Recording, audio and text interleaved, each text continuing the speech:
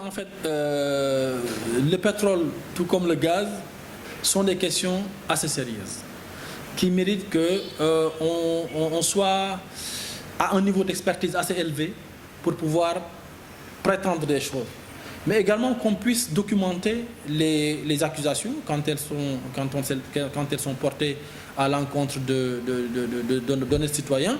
Et je crois qu'aujourd'hui, pour la question particulière du pétrole et des blocs pétroliers qui ont été accordés, une personne a été indexée, une personne a été, son honneur a été sali et elle a été impliquée, je dirais, de façon involontaire dans un supposé scandale. Alors, il a fallu démontrer toutes ces accusations-là qui ont été portées à l'encontre de cette personne-là. Et je crois qu'à ma connaissance, en tout cas ceux-là qui prétendaient détenir des preuves, n'ont pas eu le courage, je dirais, d'aller au niveau de la DIC à qui l'enquête a été confiée pour justement décliner ces preuves-là qui auraient pu permettre d'éclairer la lanterne des Sénégalais. Parce que ce sont des questions très essentielles, très importantes, qui dépassent à mon avis les clivages des partis politiques. Aujourd'hui, moi, en tant que dirigeant d'un parti politique, membre de la coalition Benno Bokk Yakaar, je n'accepterai jamais que les intérêts du Sénégal soient spoliés, par qui que ce soit, par l'autorité la plus haute. On n'accepterait pas que les intérêts primordiaux du Sénégal et des générations à venir soient sapés.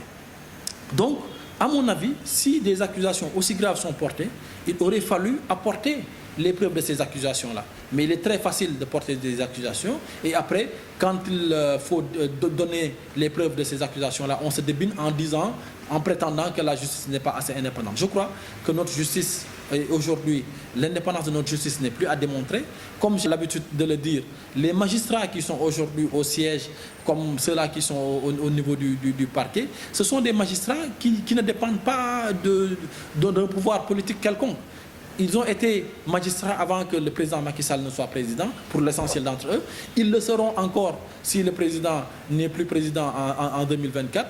Donc c'est dire que ce sont des personnes qui ont eu à accéder à ces postes de responsabilité-là par leur mérite.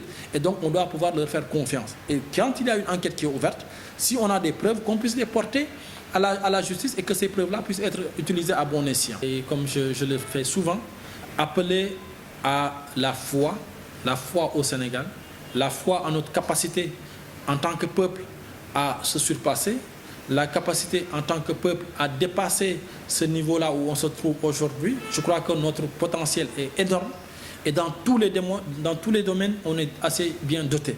On a des ressources naturelles assez importantes, mais notre capital le plus important, c'est nos ressources humaines.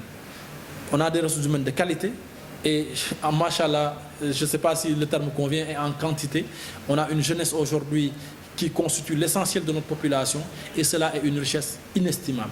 Donc nous devons croire en nous-mêmes, nous devons croire en la valeur travail et persévérer davantage pour hisser le Sénégal sur les sommets les plus hauts en Afrique et dans le monde.